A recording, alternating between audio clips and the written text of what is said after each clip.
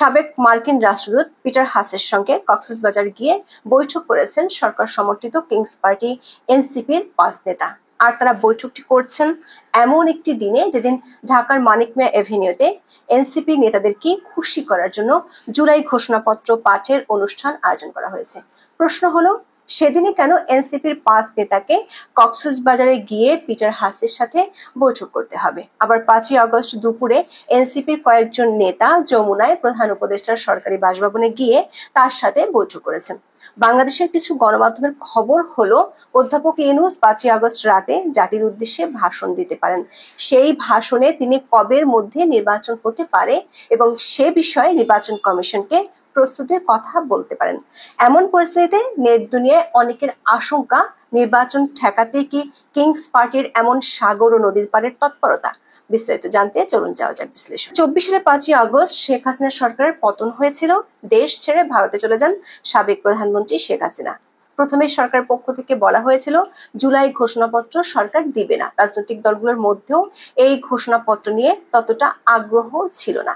শেষ পর্যন্ত সরকার Kings party এনসিপির চাপে জুলাই ঘোষণাপত্র দেওয়ার কথা জানায় সরকার। তবে সে ঘোষণাপত্রের খসড়া গোপন রেখেছে সরকার। 5ই আগস্ট বিকেল 5টায় মানিক মিয়া এভিনিউতে প্রধান উপদেষ্টা অধ্যাপক ইউনূস নিজেই এই ঘোষণাপত্র পাঠ করবেন। এর জন্য সারা দেশ থেকে লোক আনার জন্য 30.5 লাখ টাকা খরচ করে 8টি ট্রেন ভাড়া করা হয়েছে। ব্যাংকের জন্য সাধারণ ছুটি ঘোষণা করলেও সকল ব্যাংকের কর্মকর্তাদের সরকারি কর্মসূচিতে থাকা বাধ্যতামূলক করা হয়েছে। পুলিশের জন্য বিশেষ নির্দেশনা দেওয়া হয়েছে। 5ই আগস্ট সকাল পর্যন্ত এসবই ছিল প্রধান খবর। কিন্তু মধ্য দুপুরের পর থেকে নেট পাড়ায় তোলপাড় পড়ে যায়। যে এনসিপি নেতাদের খুশি করতে সরকার এত বড় আয়োজন, তারাই তো ঢাকায় নেই। দলটির 5 শীর্ষ নেতা ঢাকা থেকে সকালে বিমানযোগে গিয়েছেন সৈকতের নগরী কক্সবাজারে। এই 5 নেতা হলেন জাতীয় নাগরিক পার্টির মুখ্য সমন্বয়ক নাসিরউদ্দিন পাটোয়ারী, উত্তর ও দক্ষিণ অঞ্চলের মুখ্য সংগঠক সার্জিস আলম এবং হাসনাত আব্দুল্লাহ, জ্যেষ্ঠ যুগ্ম সদস্য সচিব তাসনিম জারা ও যুগ্ম আহ্বায়ক খালেদ সাইফুল্লাহ। দর্শক, কক্সবাজারের একাধিক সাংবাদিক এবং গোয়েন্দা সূত্রগুলো থেকে আমরা নিশ্চিত হয়েছি এনসিপির এই 5 নেতা কক্সবাজারের দলীয় বা সরকারি কোনো অনুষ্ঠানে যোগ দিতে যাননি। সূত্রমতে এনসিপির নেতারা বেলা 10:30টায় একটি ফ্লাইটে ঢাকা থেকে কক্সবাজারে যান। সেখানে 11টা 35 মিনিটে স্থানীয় বিমানবন্দরে পৌঁছানোর পর পুলিশের প্রহরায় তারা হোটেল সি পার্লে যান। এই হোটেলটি আগে রয়্যাল টিউলিপ নামে পরিচিত ছিল। সেখানে তাদের জন্য আগে থেকে অপেক্ষা করছিলেন বাংলাদেশের রাজনীতিতে এক রহস্যময় বিদেশি, যার নাম পিটার হাস।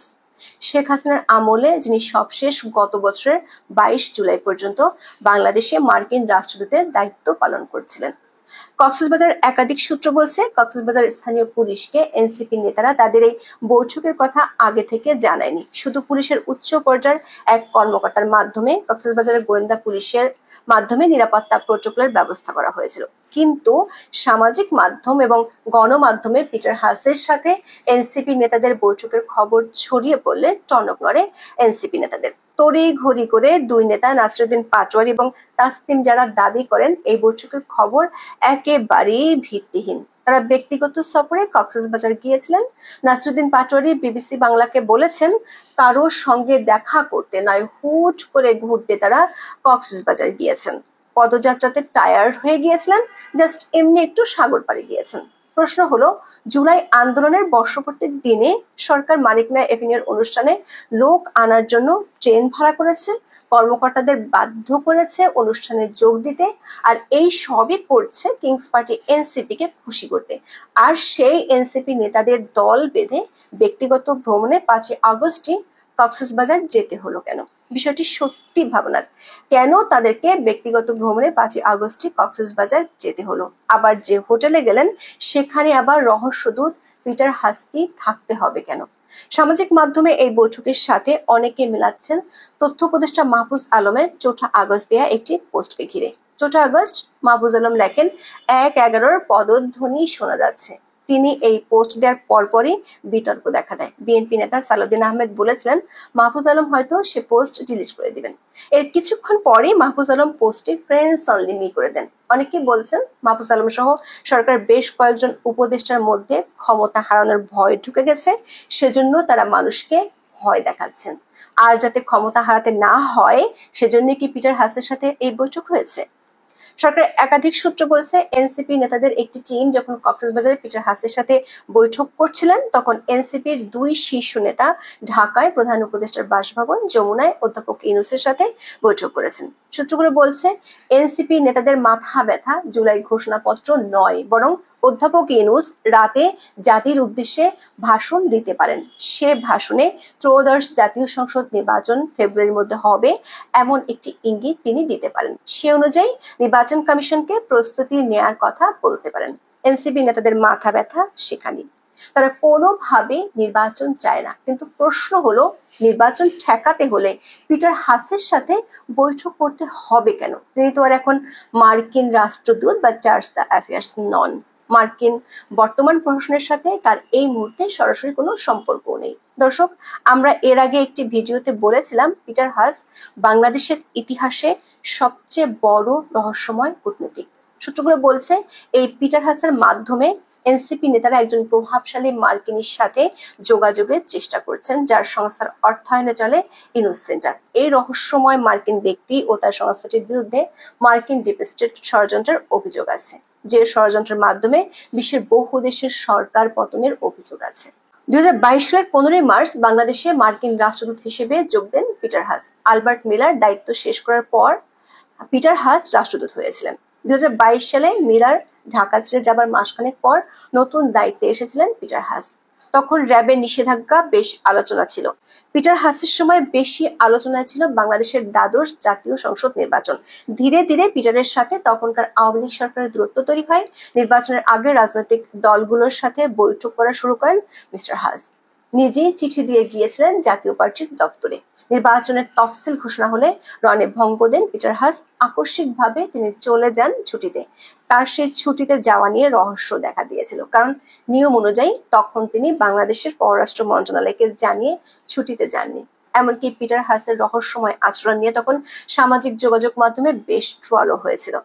পিটার হাসের রহস্যময় আচরণ নিয়ে মার্কিন প্রতিরক্ষা মন্ত্রী লয়েড অস্টিনের কাছে অভিযোগ করেছিলেন ভারতের পররাষ্ট্রমন্ত্রী এস জয়শঙ্কর ও প্রতিরক্ষা মন্ত্রী রাজনাথ সিং। 2003 সালের 10 নভেম্বর অনুষ্ঠিত বৈঠকে তারা এই অভিযোগ করেছেন। বাংলাদেশের রাষ্ট্রদূতের দায়িত্ব পালন শেষে পিটার হাস 2024 সালের 22 জুলাই কোটা সংস্কার আন্দোলন চলার সময় মধ্যরাতে ঢাকা ছাড়েন। ওই বছরের 27 সেপ্টেম্বর যুক্তরাষ্ট্রের পররাষ্ট্র মন্ত্রণালয় থেকে অবসর নেন। 5 আগস্ট হাসিনা সরকারের পতন হলে নতুন অ্যাসাইনমেন্ট নিয়ে ঢাকায় আসেন পিটার হাস। এর জন্য তিনি ভাঙেন যুক্তরাষ্ট্রের 150 বছরের পুরাতন রিভলভিং ডোর আইন। 2024 সালের 30 সেপ্টেম্বর পিটার হাস যোগ দেন যুক্তরাষ্ট্রের বেসরকারি জ্বালানি প্রতিষ্ঠান অ্যাক্সিলারেট এনার্জিতে। অ্যাক্সিলারেট এনার্জি হলো তরলীকৃত প্রাকৃতিক গ্যাস বা এলএনজি রপ্তানিকারক মার্কিন বহুজাতিক কোম্পানি। এই কোম্পানির স্ট্র্যাটেজিক উপদেষ্টা পদে যোগ দেন পিটার হাস। 27 সেপ্টেম্বর কোম্পানিটি এক সংবাদ বিজ্ঞপ্তির মাধ্যমে পিটার হাসের যোগদানের তথ্যটি জানিয়েছিল। পিটার হাসের বিরুদ্ধে উত্থাপিত প্রথম অভিযোগটি হলো তিনি 150 বছরের পুরানো আইন ভেঙে একটি বেসরকারি কোম্পানির উপদেষ্টা হয়েছেন। কক্সবাজারে পিটার হাস এবং জাতীয় নাগরিক পার্টি নেতাদের মধ্যে অনুষ্ঠিত বৈঠকটি বাংলাদেশের ভূ রাজনৈতিক প্রেক্ষাপটে একটি গভীর রহস্যের জন্ম দিয়েছে। পিটার হাসের বিতর্কিত কূটনৈতিক অতীত এবং অ্যাক্সিলারেট এনার্জির কৌশলগত উপদেষ্টা হিসেবে তার বর্তমান ভূমিকা, যা বাংলাদেশের জ্বালানি স্বার্থের সাথে সরাসরি জড়িত, এই বৈঠককে আরো জটিল করে তুলেছে। এই বৈঠকের গোপনীয়তা এবং এনসিপির পক্ষ থেকে এর অস্বীকার আলোচনার বিষয়বস্তুর সংবেদনশীলতা এবং এর সম্ভাব্য সুদূর প্রসারী প্রভাবের ইঙ্গিত দেয়। এটি স্পষ্ট যে এই বৈঠকটি কেবল একটি সাধারণ সৌজন্য সাক্ষাৎ ছিল না। তবে একটি বিষয় স্পষ্ট, এই বৈঠক বাংলাদেশের উদীয়মান রাজনৈতিক পরিস্থিতিতে আন্তর্জাতিক প্রভাব এবং অভ্যন্তরীণ ক্ষমতার গতিশীলতার একটি নতুন অধ্যায়ের সূচনা করেছে, যা আগামী দিনগুলোতে আরো মনোযোগ আকর্ষণ করবে। ইউনূসের ব্রেন চাইল্ড এনসিপির গুরুত্বপূর্ণ 4 নেতা কক্সবাজারে ইনানীতে রয়্যাল টিউলিপে, তারা সাবেক মার্কিন রাষ্ট্রদূত ঢাকায় ছিলেন পিটার ডি হাস। আপনারা জানেন যে এই জুলাই আগস্ট রেজিম চেঞ্জের অন্যতম ষড়যন্ত্রকারী সেই পিটার ডি হাসের সাথে এই এনসিপির হাসনাত সার্জিস, নাসিরউদ্দিন পাটোয়ারি আর তাসনিম জারা ডাক্তার, এই 4 জন গোপন মিটিং করছে। এই গোপন মিটিং এর খবর আবার কক্সবাজার জানায়। কক্সবাজার আমরা কোনো বিদেশের প্রভুদের কাছে বিক্রি হবে না। আজকে এইখানে কেন বাংলাদেশের বিরুদ্ধে ষড়যন্ত্র হবে?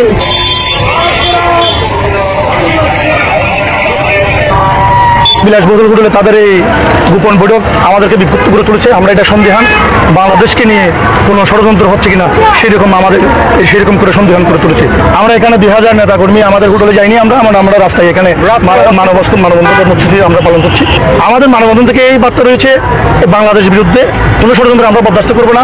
যে স্থানীয় বিএনপি, সেখানে প্রায় 2000 লোক তারা হোটেল ঘেরাও করেছে যে দেশ বিরোধী ষড়যন্ত্র কেন হচ্ছে, কি আলোচনা হয়েছে। এই পিটার হাস আজকের দিনে যেখানে সবাই তাদের নেতারা ঢাকায় থাকবেন, সেখানে পিটার হাস কেন এই 4 নেতাকে কক্সবাজারে ডেকে আনলেন? যদিও তারা বলছে যে এমনি ঘুরতে আসছি, তো এমনি ঘুরতে আসা পিটার হাসের সাথে ঠেলায় ঘুরতে মিটিং করতে তো করার কথা না। তাহলে কি ঘটনা ঘটেছে? আমরা একটু খোঁজ নিয়ে জেনেছি যে পিটার হাস তাদের ডেকেছে, এবং এই যে নাসিরউদ্দিন পাটোয়ারি, আপনারা হয়তো খেয়াল করে থাকবেন, সে বিভিন্ন সময় ডক্টর ইউনূসের এগেইনস্টে কথা বলে আর কি। সে ব্যক্তিগতভাবে একটু ইউনূস বিরোধী একজন মানুষ। তো পিটার হাস এদের ডেকেছে যে এনসিপি যেন ডক্টর ইউনূসকে ডিস্টার্ব না করে। এইটা মেইনলি বলার জন্যই তাদের ডেকেছে। বেশ খানাপিনা হয়েছে, খানাপিনা যে ডক্টর ইউনূস ইলেকশন দিয়ে চলে যাবে, বয়স্ক মানুষ, তোমরা তাকে একটু হেল্প করো, যা বলে সেটা যেন শোনো। এইটা বলার জন্য 4 নেতাকে তিনি উড়িয়ে কক্সবাজার নিয়ে গেছেন। আপনারা জানেন যে পিটার হাস একটা কোম্পানি অ্যাডভাইজার হিসেবে বাংলাদেশে আসছেন, এবং সেই কোম্পানির কাছ থেকে অলরেডি ইউনূস এলএনজি এই গ্যাস কিনেছে। এলএনজিটা সেটা আমরা বাজারে যে দাম তার চেয়ে অনেক বেশি দামে এই পিটার হাসের কোম্পানির কাছ থেকে আমরা কিনেছি। এটা যখন হয়েছে, এদিকে আপনারা বাণিজ্য চুক্তি নিয়ে শুনেছেন যে বাংলাদেশ 25টা বোয়িং কিনবে, এটাও শুনেছেন। এই 25টা বোয়িং এর দাম হলো $14 বিলিয়ন। এখন একটা আন্ডারস্ট্যান্ডিং হয়েছে, এই $14 বিলিয়ন আসলে বোয়িং এর দাম না। বোয়িং এর দাম হিসেবে বাংলাদেশ সরকার যদি টাকা দিতে চায়, এটা $10.5 বিলিয়ন। বাকি যে $3.5 বিলিয়ন, তার মানে $350 কোটি, $350 কোটি কে 125 দিয়ে আপনি যদি গুণ করেন, তাহলে হাজার হাজার কোটি ডলার। এই $350 কোটি বাংলাদেশের এই ইউনূস, এনসিপি, উপদেষ্টা, জামাত, এইসব পার্টিরা ভাগ করে নেবে। মানে 20% এই বোয়িং এর যে প্রাইস বাংলাদেশ সরকার দেবে, সেই প্রাইজের 25% আবার বোয়িং কোম্পানি বাংলাদেশের রাজনৈতিক এইসব যারা দালালি করছে, এই জুলাই আগস্টের আন্দোলন করছে, আমেরিকা দালালি করছে, তাদের ঘুষ হিসেবে দিচ্ছে। আপনি চিন্তা করতে পারেন সংস্কারের নামে আমরা কোন ডাকাতদের নিয়ে আসছি। শেখ হাসিনা সরকার দুর্নীতি করছে, টাকা পাচার করছে, এত কিছু করছে, আর এখন তারা ওপেন বোয়িং কোম্পানির কাছ থেকে বোয়িং কিনে 25% ঘুষ নিচ্ছে। $350 কোটি ঘুষ নিচ্ছে। আজকের এই কলঙ্কিত একটা দিনে আমি আরেকটা ভিডিও করেছি, 4 এবং 5 আগস্টের কিছু অজানা তথ্য আমি সংগ্রহ করেছি, সেটা আমি পরে দেব। কিন্তু তার আগে আমার কাছে মনে হলো, যেহেতু কক্সবাজার ইস্যুটা হট, অনেকেই জানতে চাচ্ছেন কি হয়েছে। সেখানে একটা আন্ডারস্ট্যান্ডিং এর মিটিং হয়েছে টু সেভ ইউনূস, আর জুলাই সনদের ঘোষণা, এটা নিয়েও আমি আপনাদের সাথে আলোচনা করব। কিন্তু এই বোয়িং এর বিষয়টা আপনারা খেয়াল রাখবেন, যে বোয়িং কিনতেছি, সেইখান থেকে 25% কমিশন নিয়ে আমাদের এই এনসিপি সহ অন্যান্য নেতারা ভাগ করে নিচ্ছেন। জীবনে তো আর কিছু লাগবে না, এই কমিশন খেলে রাজনীতি গুড বাই করে চলে গেলেও তো হবে। প্রিয় বন্ধুরা, খাল কেটে কি আনছেন এটা এখন দেখেন। আজ এ পর্যন্তই। ভালো থাকবেন, সুস্থ থাকবেন, তার চেয়েও জরুরি হলো নিরাপদে থাকবেন সবাই।